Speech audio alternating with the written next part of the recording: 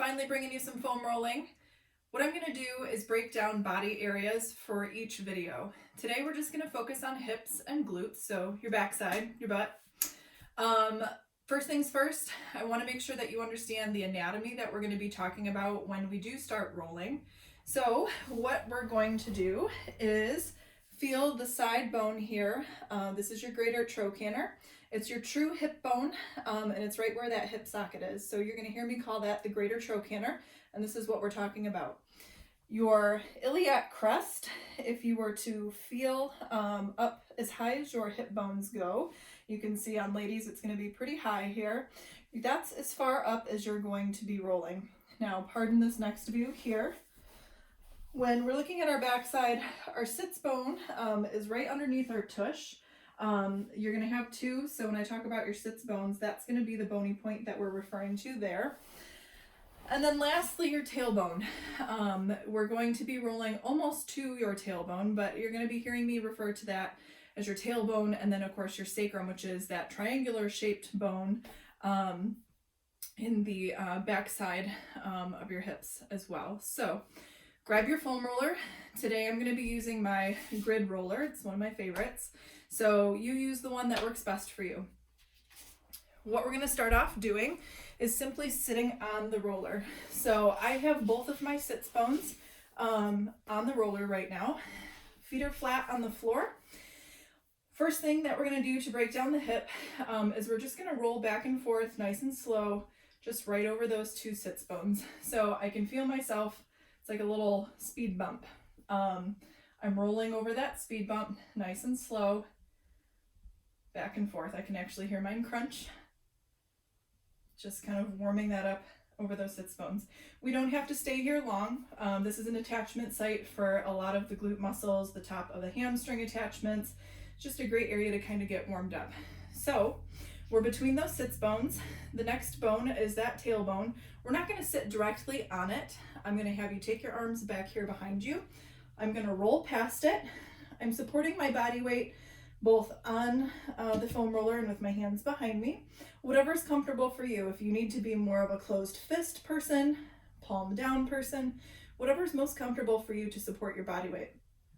So I am right now, we've gone past the sits bones, we've gone past our tailbone. I'm kind of more on the sacrum, that middle part of the crack in the moon, if you will. And I'm just going to roll nice and slow over that, up about 2 inches or so. And we segment this just so that we can kind of make sure that we're being safe with the rest of our body.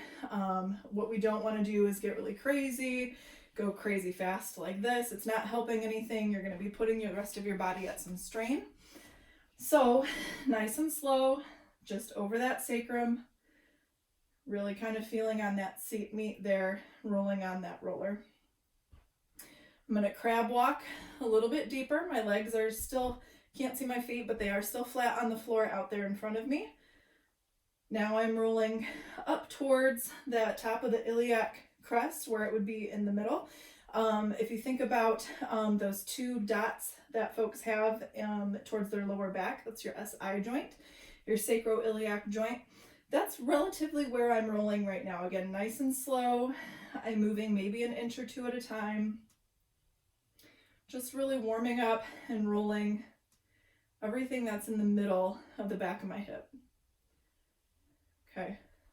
One last walk down. Now I'm at the very top of my hip. I am not on my low back. That's going to be covered in a different segment. I'm at the top of my hips. Again, rolling just about another inch or so. So right now we've covered the entire sacrum, starting from the sits bones all the way up to our iliac crest. Now what we can introduce here is a little bit of cross fiber friction. So if I just use my whole body to kind of shimmy back and forth, that's one of my favorites. It feels really good.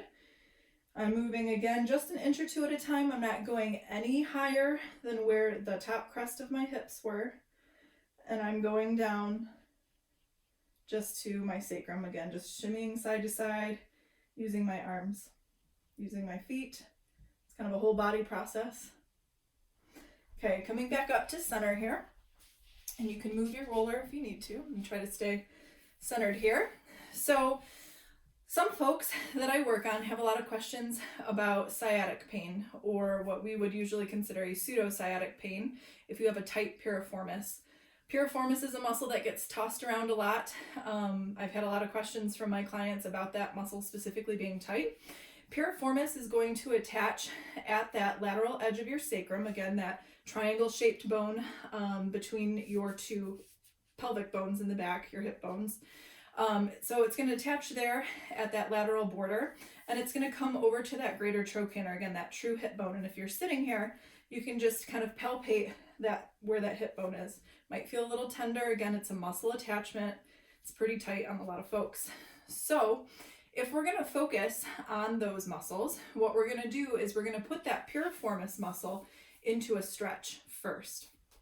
So I'm just going to show you first, and then I'll show you how to do it on the roller. What you're going to see me do is cross the leg that we're going to work on, which for me, this is my right side. You're going to cross it ankle over the knee. Okay, so this is the position I'm going to have you guys take.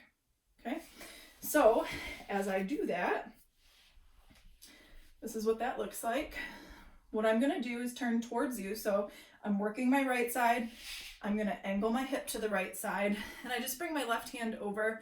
For me, this is most comfortable. My right arm is supporting my weight. My left leg is supporting my weight. My left arm and hand is just kind of along for the ride. If you feel that that's too much and you need to support yourself, you certainly can. It's just this puts your back into a little bit more of a twist than what's needed. So if you're able, bring that opposite arm over just to kind of, again, go along for the ride. You might feel just by simply sitting on this roller that this is already pretty intense, especially because that piriformis muscle is stretched. So I'm going to roll from my sits bone all the way up to not quite the top of that iliac crest. I'm probably 2 inches below mine, and back again. This is how we target piriformis. Okay, you can rotate it even a little bit more, get towards that greater trochanter. Again, I'm supporting my weight on my right hand and on my left leg. I'm turned out so that I'm getting right to that greater trochanter, and then back towards my sit bone. So back and forth, again, nice and slow. If it feels good for you just to kind of sit and hang out and just let your body weight do the work, that's fine too. And then I might find another tender spot, wait till it feels less tender, and then move on. So with foam rolling, that covers the basic hip. Not only does it help to target myofascial release, but it also helps to target trigger points. What trigger points are nerve endings that are aggravated that just keep firing inside of a muscle. Sometimes as a massage therapist, we can actually feel those. It's going to feel like a little pebble or like even a little pea in your muscle tissue. And those are going to be the areas that when you're on the foam roller doesn't feel just like a broad tightness or a broad sore area. It's going to be a very pinpointed area that's going to feel pretty tender. That's most likely a trigger point. Rules with this, with foam rolling and trigger points, we want to kind of get off a trigger point when it still feels good. And again, I've had this conversation with a lot of my clients. Think of it like a bell curve, okay? Same thing during a massage. I'm only going to give you as much pressure as your body needs. Not, we're not trying to muscle our way through anything. So when you first get on that foam roller, you're going to say, ooh, that might be a little tender. The more you work on that trigger point, you're going to say, oh, okay, wow, it's not feeling so bad. It feels pretty good now. If you were to stay on it any longer, which is usually anything past 20 to 30 seconds, it starts to get more aggravated. You might say, oh, wow, that's feeling tender again. So again, starting off, ooh, it's a little tender, working on it, oh, it's feeling better. Get off the foam roller here. There's no need to be sitting on this foam roller for minutes on end. The magic number is 18 to 20 seconds. Usually the body can handle pressure up to 30 seconds on a foam roller like this and still be effective. The key is to get off it while it feels good, okay? Whole nother talk about that later. So again, today's video was just to cover the hips. Again, remembering that anatomy, going from the sits bones all the way up to that iliac crest or that top crest of your hips, and remembering the greater trochanter when we go to work on that piriformis muscle as we turn to the side. If you have any questions, certainly let me know. You can leave a comment below or send me a message. In this coming week, we're going to be covering other areas like the hamstrings and quads, the calves, your back, and your neck. So stay tuned, those are coming for you. In the meantime, start practicing. We'll talk to you soon.